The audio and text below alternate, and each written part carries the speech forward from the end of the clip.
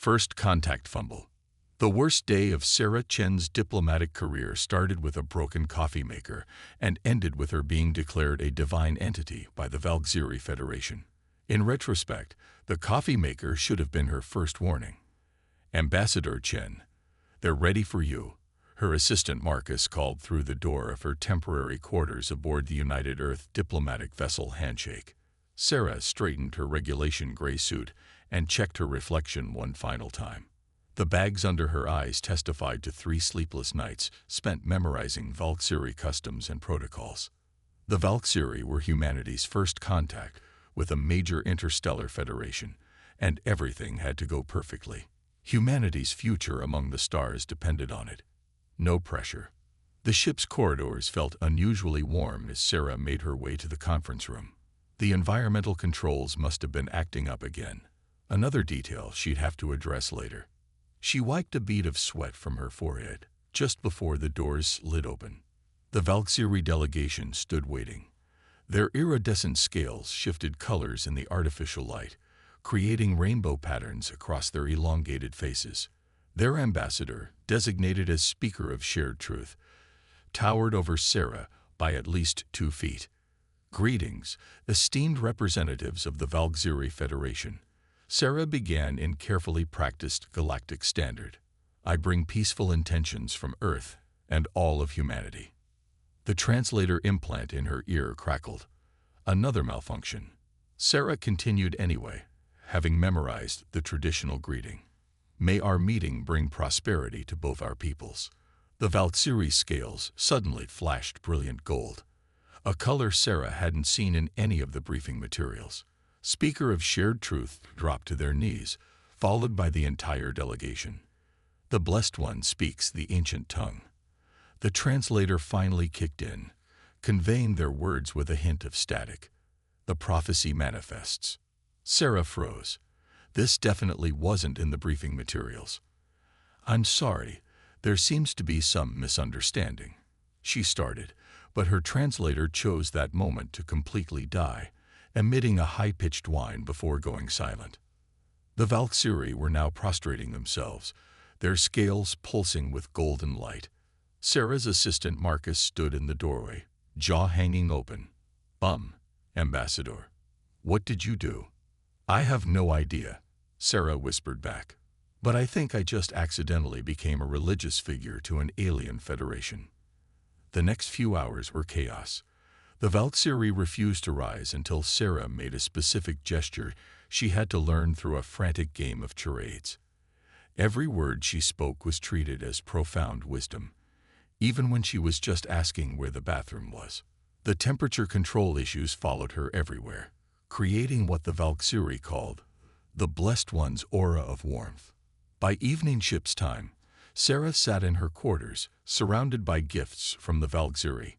Crystalline structures that hummed with strange energies, scrolls covered in their flowing script, and what appeared to be a living crown made of constantly shifting metallic liquid. Marcus sat across from her, scrolling through reports on his tablet. So, good news and bad news, he said. Bad news. The translator malfunction caused your greeting to come out as an ancient Valkyrie prophecy about a divine mediator who would unite the galaxy. Good news. They're definitely interested in diplomatic relations now. Sarah buried her face in her hands. How did this happen? Well, the environmental control malfunction. Turns out it's following you because your body temperature runs exactly 3 degrees higher than Valkyrie normal, which their legends say is a mark of their divine figures. The broken translator made your standard greeting sound like their holy language. And that coffee you spilled on your suit this morning. The stain pattern apparently matches their sacred geometry. So I'm a divine figure because of broken equipment and clumsiness. Sarah looked up at the ceiling in disbelief. Actually, they're calling you the one who walks between worlds now. Apparently, your complete lack of knowledge about your own divine status is also prophesied. Marcus couldn't quite hide his grin. This is a disaster. We need to correct this immediately. Sarah stood up, pacing the room. Is it though? Marcus asked, raising an eyebrow. The Valkyrie Federation controls trade routes through half the known galaxy. They've already granted humanity unprecedented access to their technology and trade networks, all because they think you're their prophesied divine diplomat. But it's all based on lies and coincidences. No, it's based on you being exactly who you are, someone trying their best to represent humanity and build bridges between cultures. Maybe that's divine enough. Sarah stared at the living crown, watching it ripple and shift. The truth will come out eventually. Probably, Marcus agreed. But until then, maybe we can use this lucky misunderstanding to help both our peoples. Besides, how many diplomats can say they've been literally worshipped? Let's hope I'm the last. Sarah sighed, but she couldn't help smiling. What's next on the divine diplomatic agenda? The Valkyrie High Council wants to present you to their allies. 7 other species, all major players in galactic politics. Sarah picked up the living crown, watching it adjust its size to fit her perfectly. Well, if I'm going to be a divine diplomat, I better look the part. Let's just hope my luck holds out. She had no idea that this was just the beginning of her troubles, and her unexpected successes as humanity's accidental divine representative to the stars. The prophecy that wasn't. Sarah Chen had spent her entire diplomatic career learning to read body language across species, but nothing had prepared her for reading the emotional state of a crystalline being that communicated through light patterns, especially when that being was convinced she was the physical manifestation of their oldest religious prophecies. The Ixthor representative, a towering formation of semi-transparent crystals, pulsed with patterns that her newly repaired translator interpreted as reverent awe. This was the 3rd species this week to declare her divine, and Sarah was starting to develop a headache. The Blessed One's aura resonates at exactly 1/3 the frequency of the Great Harmonic. The Ixthor's light patterns intensified, just as the ancient songs foretold. Marcus, standing beside her with his ever-present tablet, leaned in close. That would be because of your heartbeat, Ambassador. Human hearts beat at roughly 1/3 the resonant frequency of Ixthor crystalline structures. Of course it does, Sarah muttered. Because why wouldn't it?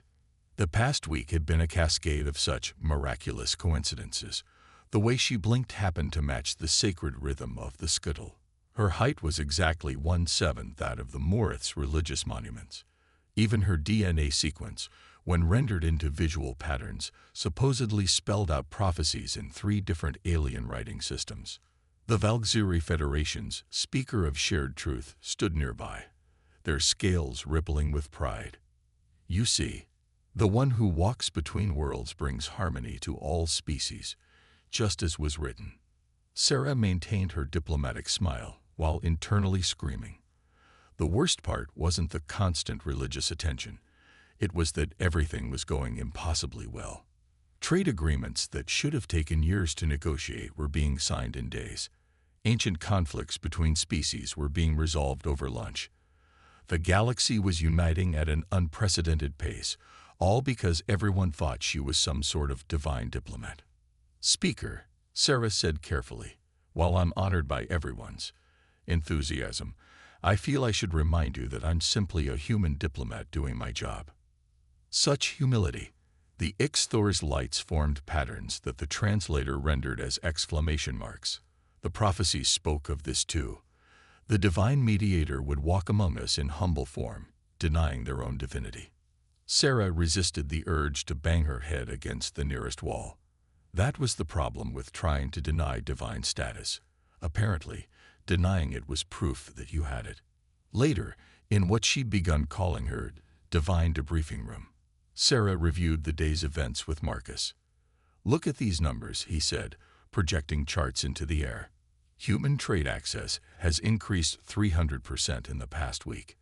We've been granted technology sharing rights that would have taken decades to negotiate.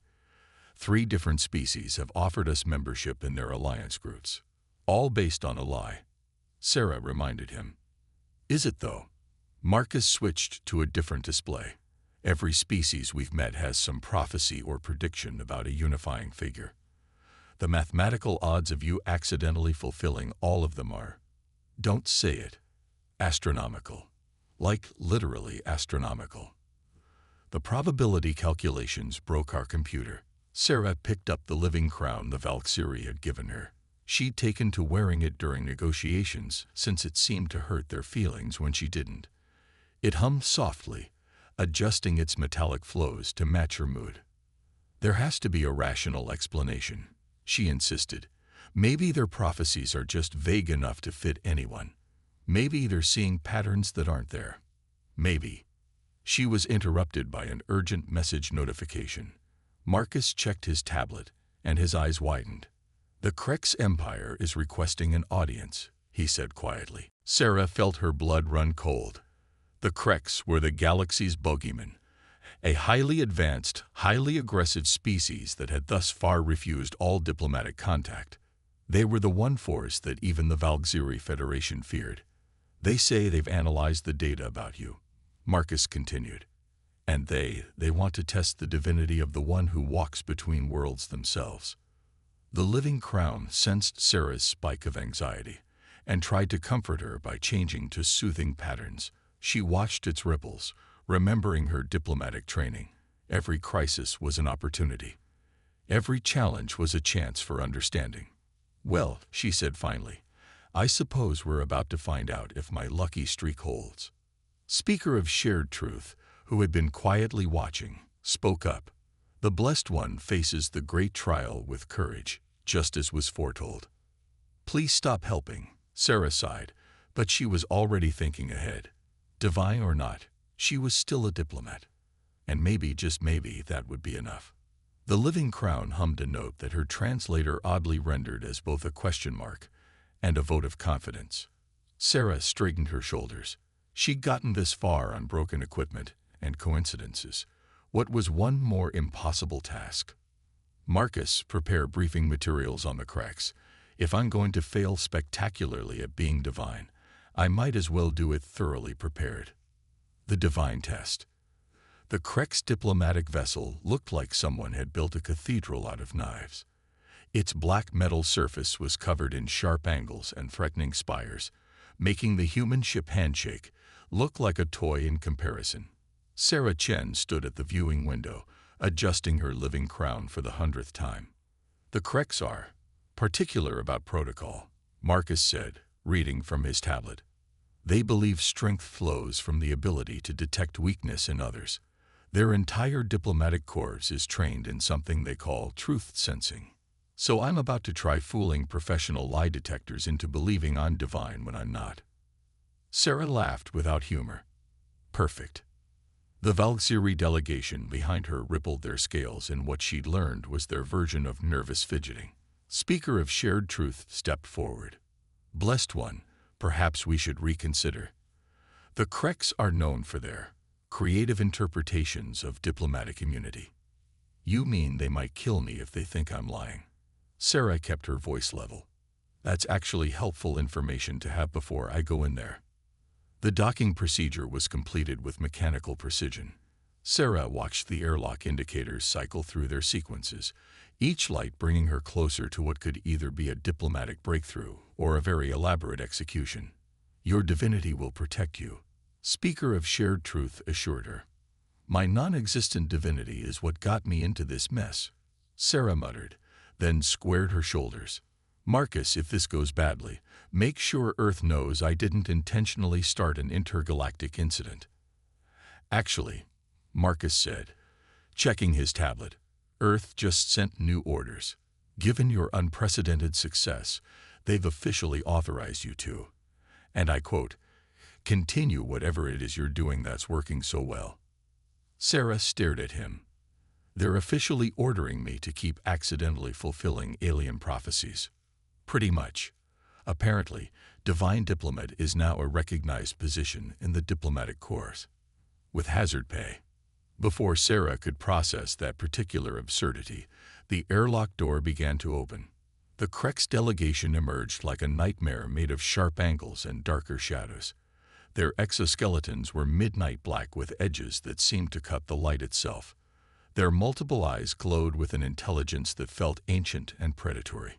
The leader, standing twice Sarah's height, spoke in a voice that seemed to bypass her ears and vibrate directly in her bones. We are here to verify the divine nature of the one called Walker Between Worlds. Their head tilted at an impossible angle.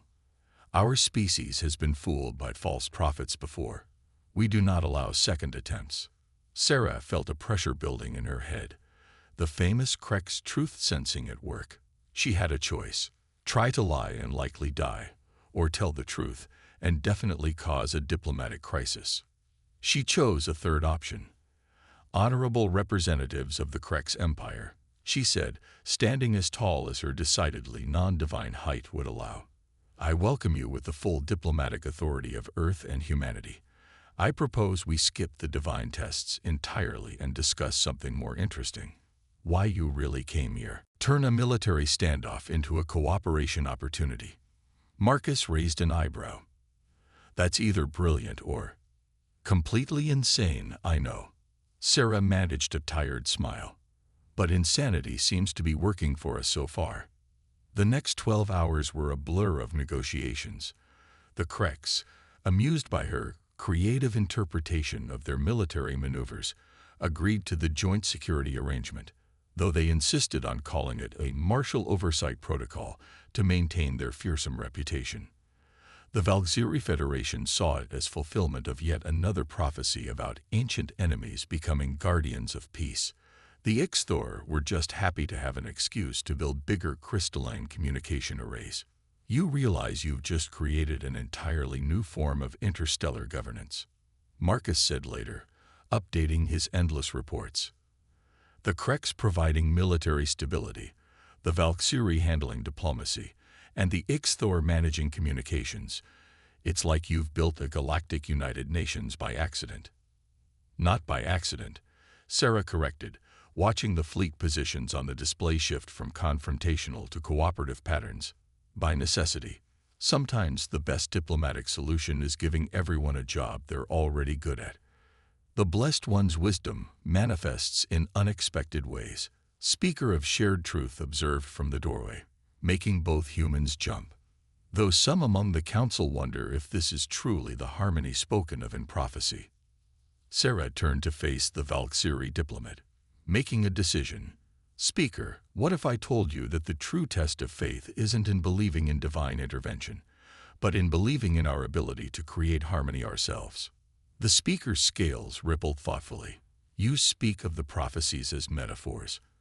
I speak of them as inspiration, Sarah said carefully.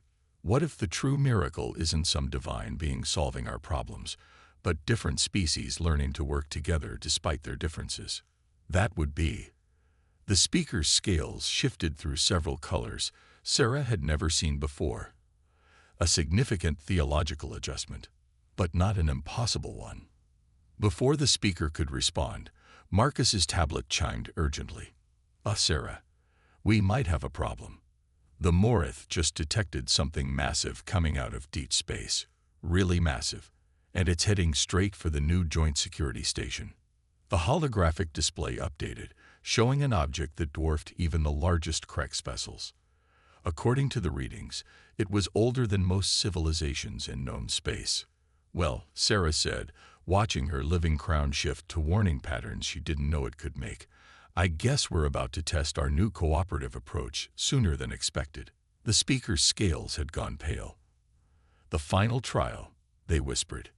The prophecies speak of a great challenge that would test the unity of all species. Sarah looked at the massive object approaching her hastily constructed alliance, then at her living crown's increasingly agitated patterns, and finally at her tablet showing the latest message from Earth. Continue current diplomatic approach regardless of circumstances. Right then, she said, straightening her jacket. Let's see if this divine diplomat can handle first contact with whatever that is. Marcus, get me a channel to all species representatives. Speaker, I'm going to need everything you have on those prophecies about the final trial. And if they're not relevant? Marcus asked. Then we'll do what humanity does best. Make it up as we go along and hope it looks like we planned it that way. Truth and transcendence. The ancient vessel hanging in space looked like it had been built by artists rather than engineers. Its sweeping curves and intricate patterns made even the Valkyrie ships look utilitarian by comparison. Sarah Chen stood in the Handshake's observation deck, surrounded by representatives from every species in her hastily assembled alliance, watching as it drew closer. Analysis suggests it's at least 50,000 years old, Marcus reported, his tablet struggling to process the data. And it's sending a message in every known language, simultaneously, including the Valkyrie sacred tongue. Sarah asked, already knowing the answer. Including languages we didn't know existed, Marcus confirmed. It's asking for you. Specifically, it's asking for the one who unites. The Krex leader's exoskeleton gleamed as they turned to Sarah. An impressive trick, human. Did you arrange this to reinforce your divine status? If I had that kind of power, Sarah said dryly, I wouldn't have spent the last month improvising everything. Her living crown had started humming at a frequency that made everyone's translation devices resonate. The Ixthor representative's crystalline form was vibrating in harmony with it, creating patterns that the translator rendered as ancient mathematical equations. The final trial approaches, speaker of shared truth intoned, their scales shifting through colors Sarah had never seen before. The blessed one will face the architects of dawn. The who now? Sarah turned to the speaker. That wasn't in any of the prophecies you shared. It was hidden, the speaker admitted. A truth too profound for any single species to bear. The architects were said to have seeded our galaxy with life, then departed to allow us to grow on our own. They left markers, tests, to determine when we were ready for their return. Tests like accidentally fulfilling multiple species' prophecies through coincidence and broken equipment. Sarah felt a headache coming on. Please tell me this isn't going where I think it's going. The massive ship had stopped moving. A light began to emanate from it, not quite visible, but somehow perceivable by every species present, each in their own way. Your divinity was never about supernatural power, the Krex leader said, their voice uncharacteristically gentle. It was about possibility. The probability of one being fulfilling all prophecies by chance. Marcus added, checking his tablet, effectively zero. The probability of those fulfillments creating lasting peace between historically hostile species, even lower. But I didn't do anything special, Sarah protested. I just tried to help everyone work together. Exactly. Speaker of shared truth's scales rippled with joy. You showed us that divinity isn't about power or prophecy. It's about bringing out the best in each species, helping us find our place in a larger community. The light from the ancient ship intensified. A voice spoke, not through their translators, but directly in their minds, somehow understandable to all. The test was never about the one, it said. It was about the many. About whether different species could move past prophecy and power to find truth in unity. Sarah looked around at the assembled representatives, the crystalline Ixthor, the predatory Krex, the iridescent Valkyrie, and all the others. Each so different, yet each had found a way to work together. So, she said to the voice, I'm not actually divine. Divinity, the voice replied with what felt like amusement, is not what you are, but what you help others become. The light shifted, forming into shapes that each species recognized from their most ancient records. The architects of dawn appeared not as beings, but as possibilities made manifest. Humanity, they said, has proven an interesting addition to the galactic community. You neither reject mystery nor fully embrace it. You find practical solutions to spiritual questions. You create unity not through force or fear, but through understanding and adaptation. We just do our best, Sarah said, feeling somewhat outclassed by beings who could appear as living metaphors. Precisely. The light pulsed with what might have been approval. And now, we offer you and your allies a choice. You may join us among the stars, learning the truths of creation. Or you may continue as you are, building your own path to understanding. Sarah looked at her assembled allies. The Krex leader nodded respectfully. Speaker of shared truth's scales shimmered with anticipation. The Ixthor representative resonated with harmonious patterns. With respect, Sarah said to the architects, "I think we'll keep building our own path. We've gotten pretty good at figuring things out together." Her living crown hummed in agreement, its patterns matching the ancient ships for just a moment. "A diplomatic answer," the architects observed. "And a wise one. Very well.